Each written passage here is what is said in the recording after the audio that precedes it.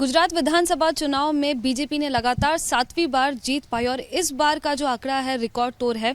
मेरे साथ पूर्व मुख्यमंत्री विजय रूपानी जी हैं। जैसे कि हम आंकड़ा देख सकते हैं सर, इस बार का 150 से जो है आंकड़ा ये पार कर जा चुका है और रिकॉर्ड तोड़ हम इसे कह सकते हैं। पिछले 27 साल से लगातार बीजेपी सत्ता में थी और अब जो है 32 वर्ष हम कह सकते हैं। तो ये जो राजनीति में एक बहुत ही बड़ा रिकॉर्ड हम भारत के राजधानी में कह सकते हैं। तो इस जीत के बारे में क्या कहना चाहेंगे, रिकॉर्ड तोड़ नंबर के बारे में क्या कहना चाहिए?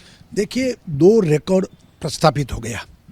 एक तो 32 साल तक गुजरात की जनता ने भारतीय जनता पार्टी पर भरोसा रखा।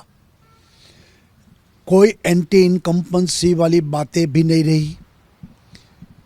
लगातार जनाधार बढ़ता जा रहा है, परसेंटेज भी वोट्स बढ़ता जा रहा है इस बार। दूसरा रिकॉर्ड ये है कि 150 से ज़्यादा सीट पहले किसी पार्टी को जनता ने नहीं दी थी, इस बार भारतीय जनता पार्टी को सीट दी है। तो ये दोनों रिकॉर्ड देश के लिए महत्वपूर्ण है। पॉलिटिकल जो रिसर्च करने वाले लोग हैं उनके लिए भी बहुत महत्वपूर्ण है। मैं मानता हूँ कि गुजरात की जनता बहुत समझदार जनता है।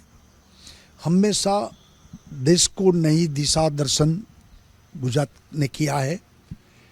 प्रधानमंत्री मोदी जी जब से यहाँ मुख्यमंत्री थे, पॉलिटिक्स में वो सत्ता में आए, तब से एक विकास की राजनीति उन्होंने प्रस्थापित की और पिछले 2 दशक में गुजरात में जो विकास हुआ है, आम कहने की भी ज़रूरत नहीं, जनता खुद अनुभव करती है और इसके कारण गुजरात की जनता का प्रेम भरोसा बरकरार है। हालांकि इस बार के चुनाव में आम आदमी पार्टी भी पहली बार उतरा। उन्होंने ही इस पहली बार चुनाव में ही भाग लेने से उनको 7 से 8 सीटें मिली हैं और हाल ही में दिल्ली एमसीडी चुनाव में भी उन्होंने जीत पाई थी। तो कहीं ना कहीं ये एक भारतीय जनता पार्टी के लिए हम चुनौती कह सकते हैं या फिर आने वाले समय में आम आदमी पार्टी जो है और मजबूत हो सकती है, क्योंकि जिस तरीके से प्रतिक्रिया मिली है लोगों के द्वारा इस पार्टी को, जो कि पहली बार जिन्होंने भाग लिया है।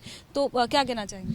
देखिए, जरूर उसका वोट शेयर बढ़ा है, गुजरात में उनकी एंट्री हुई है, लेकिन मैं मानता हूं कि आम आदमी पार्टी चुनौती भारतीय जनता पार्टी के लिए नहीं है, कांग्रेस के लिए चुनौती है। क्योंकि जहां जहां कांग्रेस वीक हुई वहां आम आदमी पार्टी घुस गई। जैसे दिल्ली में हुआ, पंजाब में हुआ, तो गुजरात में भी इस बार चुनाव में लड़ाई इन दोनों के बीच थी और हम तो पहले से मानते थे कि सरकार बीजेपी की बनने वाली है और 2/3 से ज़्यादा सीटें मिलेगी। उनके दोनों के बीच जो लड़ाई थी उसमें कांग्रेस का स्थान आम आदमी पार्टी ले रही है। ये धीरे धीरे बढ़ता जा रहा है, तो कांग्रेस के लिए चुनौती है, हमारे लिए नहीं है। लेकिन आम आदमी पार्टी का मुद्दा ये रहा है कि महंगाई जो है देश में दिन प्रतिदिन बढ़ती जा रही है और जैसे अगर अहमदाबाद की बात करें तो अहमदाबाद में ही उन्होंने अपराध का ये भी एक मुद्दा उठाया है। तो इन मुद्दों को ध्यान में रखते हुए क्या बीजेपी जो है अलग से जवाब देने का विचार कर रही है?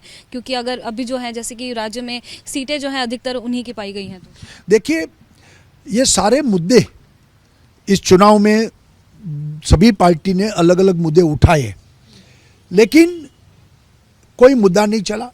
लोगों ने बीजेपी को ही वोट दिया। अगर महंगाई का मुद्दा लोगों के मन में उठता तो वो बीजेपी के खिलाफ वोटिंग करते, लेकिन महंगाई के सिवाय भी काफ़ी मुद्दे ऐसे थे जिसमें भारतीय जनता पार्टी के प्रति उनको पूरा भरोसा था और हमारा भी सूत्र था कि भरोसा वाली सरकार भाजपा की सरकार। तो भाजपा पर भरोसा रखा। ये सारे मुद्दे इस चुनाव में नहीं उठे और लोगों ने रूल आउट कर दिया है। भारतीय जनता पार्टी 7वीं बार लगातार जीतती नजर आ रही है, जहां गुजरात में पिछले 6 जो सरकार जिनकी 6 वर्षों से लगातार थी, 6 बार आ चुकी थी। इस बीच इस बार भी जीत जो है भारतीय जनता पार्टी की हुई है और उनका जो बड़ा कंपटीशन रहा है, बड़ा मुकाबला रहा है, वो आम आदमी पार्टी के साथ और कांग्रेस के साथ रहा था। कैमरा पर्सन धर्मेंद्र पांडे के साथ मैं लता शर्मा, अहमदाबाद।